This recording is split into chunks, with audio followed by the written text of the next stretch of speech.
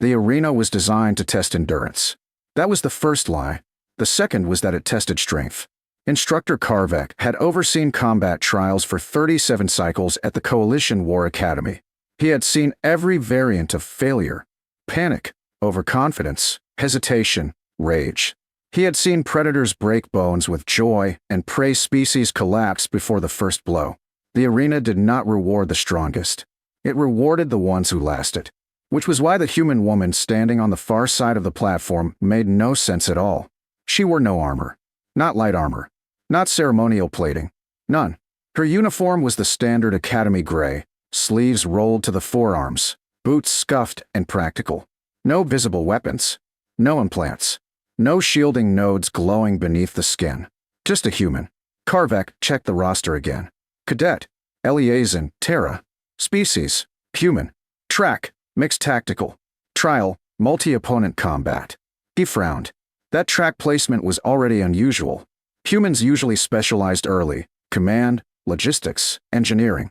Combat track humans existed, but they were rare, and none of them were assigned to this trial. The arena floor hummed as the opposing team took position. 5 cadets. All predators. A tall brute with reinforced forearms capable of shattering bulkheads. A virile slicer, lean and fast, reflex augmented. A Dravik striker with bone-grown armor fused to muscle. 2 Korth twins, mirror-trained, infamous for coordinated kills. They wore full combat gear. They smiled. The audience leaned forward. This was going to be quick. Karvek activated the perimeter shields and raised his voice. Combat trial parameters are simple, he announced. Neutralization of opposing forces. No lethal force. Victory conditions determined by incapacitation or surrender. He glanced at the human. Cadet Eliazin, he said, do you understand the rules? Yes, sir, she replied. Her voice carried easily. No tremor. No bravado. Karvek hesitated. Are you requesting equipment? He asked. Terra shook her head. No, sir. The tall brute laughed, a deep, rumbling sound. The Korth twins exchanged glances, already calculating angles. Karvek raised his arm. Begin. The word echoed across the arena. It never finished landing. Terra exhaled. Just once. Not sharply. Not loudly. She moved. Not forward.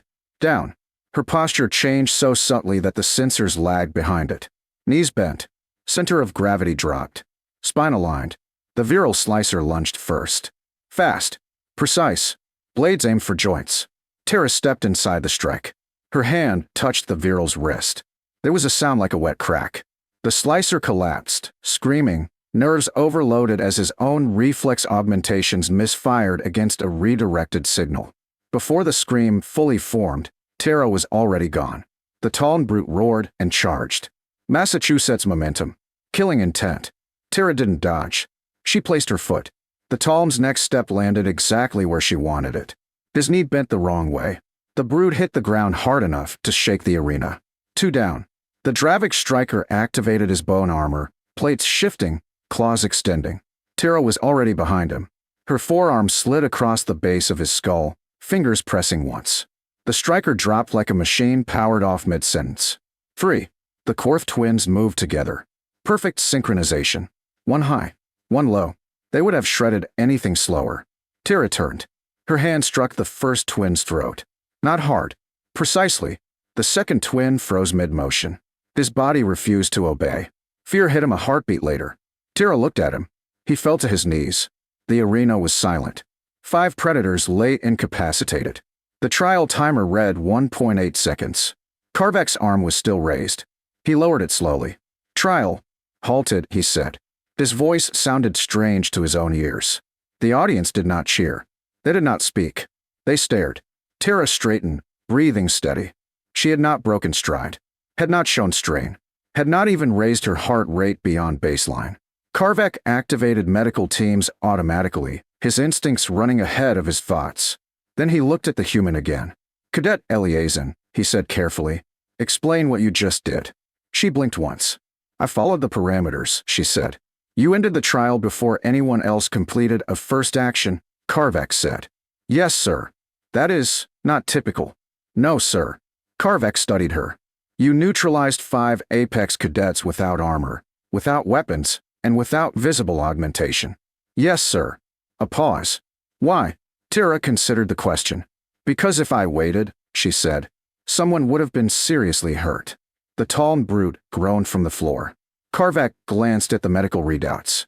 Non-lethal injuries. Surgically precise. Nothing permanent. That made it worse. You trained before the academy, Karvak said. Yes, sir. Military. Civilian, she replied. The audience stirred. That is not possible, muttered a Dravik observer. Karvak silenced him with a gesture. Cadet Eliazin, Karvak said. Who trained you? Tara's gaze drifted, just slightly. No one, she said. The words landed wrong. Clarify, Karvak demanded. She looked back at him. I grew up on a frontier station, she said. Predators boarded us twice. The second time, we didn't have defenders.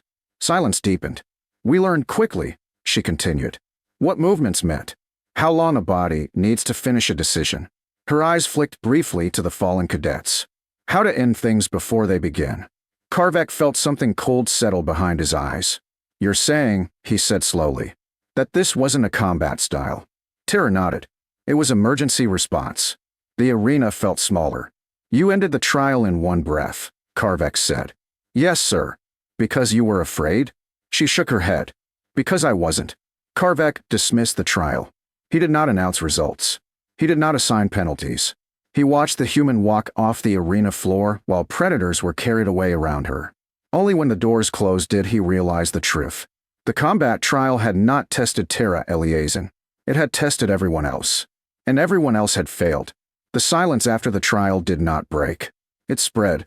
Instructor Karvak stood alone on the observation platform long after the medical teams had cleared the arena.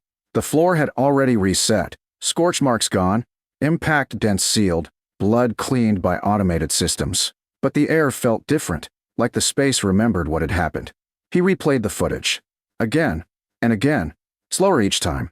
The sensors showed what his eyes had missed. Micro-adjustments in Tara Eliazin's posture before the signal finished sounding. A shift of wait time to neural reaction speed specific to each opposing species.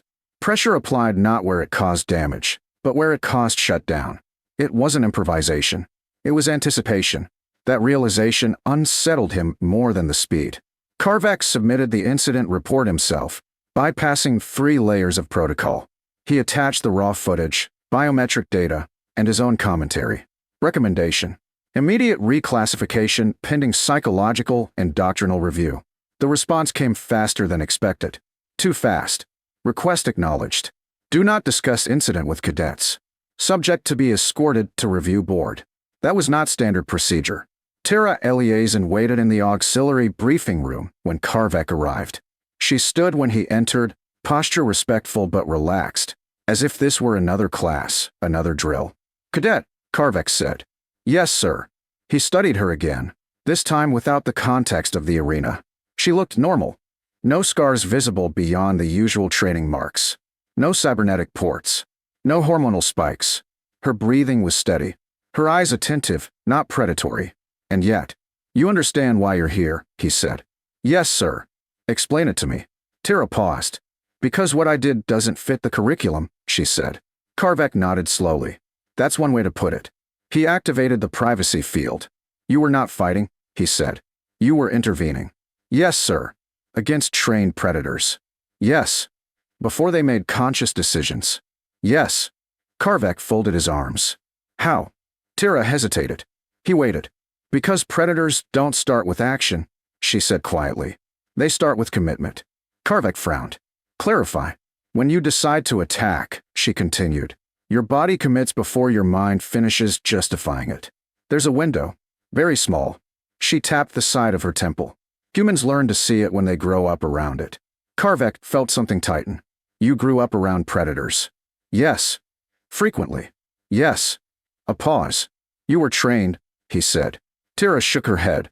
No one taught me techniques, she replied. They taught me consequences. Karvak sat. That admission carried weight. You ended the trial before it escalated, he said. Why? Tara looked down at her hands. Because escalation has momentum, she said. Once it starts, people don't stop when they should. Karvak thought of the tall brute's shattered knee. The Dravik striker collapsing mid-motion. The Korth twin frozen in terror before he could act. You prevented injuries, Karvek said. Yes. You also humiliated 5 cadets. She looked up. I didn't mean to, she said. But humiliation is better than funerals. The words settled heavily between them. The door chimed. The review board entered. 3 figures. 2 alien. 1 human. All older. All very still. Cadet Eliason, said the human board member, a woman with silver-threaded hair. Do you know what a pre-conflict suppressor is? Tara's expression shifted. Not fear, but recognition. Yes, ma'am. Explain. It's someone trained to end violence before it manifests, Tara said. They don't win fights. They prevent them. The alien board member hissed softly. Such roles are theoretical. They were, Tara replied. Silence followed. You executed pre-conflict suppression on 5 Apex cadets, the human said. Without authorization. Yes, ma'am. Why? Because the parameters allowed neutralization, Tara said. And escalation would have exceeded safe thresholds. The board exchanged looks. Karvek watched their reactions carefully. They weren't angry. They were recalibrating. Cadet Eliason, the second alien board member said, Do you consider yourself dangerous? Tara thought about it. No, she said. Explain. Danger is uncontrolled, she replied. What I do is controlled. That answer disturbed the room. You could have killed them, the alien pressed. Yes. You didn't. No. Why? Tara met the board member's eyes. Because death isn't a solution, she said. It's a failure condition. The board ended the session shortly after. No verdict was announced. Tara was escorted back to her quarters. Karvek remained behind. What is she? The alien board member asked quietly. The human board member answered. She's what happens when survival becomes doctrine. Karvek felt the truth of that settle into him like a weight. The academy adjusted quietly. Tara Eliason was removed from standard combat trials. Not as punishment. As precaution. Her presence altered behavior. Predator cadets became hesitant, not out of fear of her, but of themselves. They began questioning timing, escalation, necessity. Fights ended faster. Injuries dropped. Instructors noticed. No one explained why. They simply noted the correlation. Tara trained alone now. Observation-only drills. Simulation analysis. Conflict mapping. She excelled. Not because she was faster, but because she saw earlier. One evening, Karvek watched her from the control booth as she reviewed footage of past academy incidents, fatal ones. You could have stopped these, he said. She didn't look away from the screen. Yes. Why didn't you, he asked. She paused the playback. Because I wasn't there yet, she said. That was the most honest answer he'd ever heard. Weeks later, a directive came down from Central Command. New designation created. Puri Conflict Operator, Human Origin. Tara Eliason was listed as the prototype. The note beneath the designation was short. If a pre-conflict operator is present, combat authorization must be delayed. Karvek closed the file and stared at the arena below. For decades, the Academy had trained predators to begin fights. Now, quietly, without ceremony, it had acknowledged something new. A human who didn't fight to win. A human who ended things before violence believed it had permission to exist. And somewhere deep in Karvek's instincts, a realization formed that chilled him. If Tara Eliason ever did decide to fight, it would mean she had already failed. And that would be the most dangerous moment of all.